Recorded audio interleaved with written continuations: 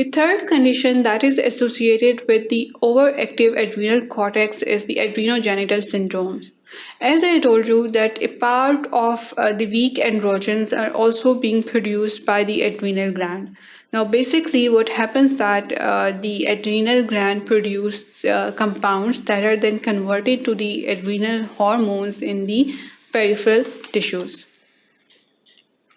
Now, adrenogenital syndromes are disorders, or you can say that it's a group of disorders that can be due to so many causes. The etiology or the reason behind these syndromes can vary. It can vary from any primary condition. It can vary from any primary disease to adenoma or tumor as well. There can be any nominal reason that is leading to oversecretion of the cortisol or other hormones or other adrenergic compounds that are being converted to the androgens in the peripheral tissues, or there can be the adenoma that is leading to this oversecretion. Now, as I told you that the two compounds are being released from this adrenal gland that will then move to the peripheral tissue, and there they will be converted to the testosterone and other androgen hormone and will perform their function. Now, the reason behind these adrenogenital syndromes can be genetic as well.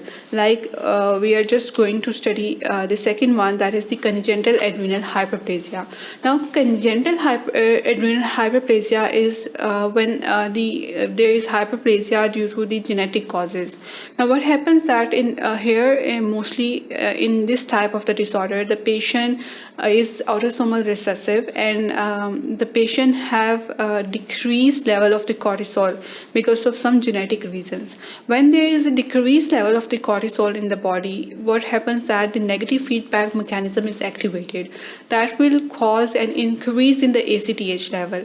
The ACTH level will increases and it acts on the adrenal cortex. Now, when the ACTH will act on the adrenal cortex, it will cause all of the hormones of the adrenal cortex to be released in excess, including the adrenogenic compounds.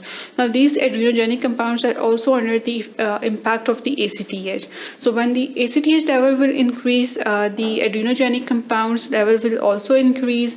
More androgens will be produced by the peripheral tissue that will lead to the adrenal hyperplasia as well, and the high level of the androgens inside the body as well. So these adrenogenital syndromes can be due to the genetic causes, it can be due to any primary disorders, and it can be because of the adenoma as well.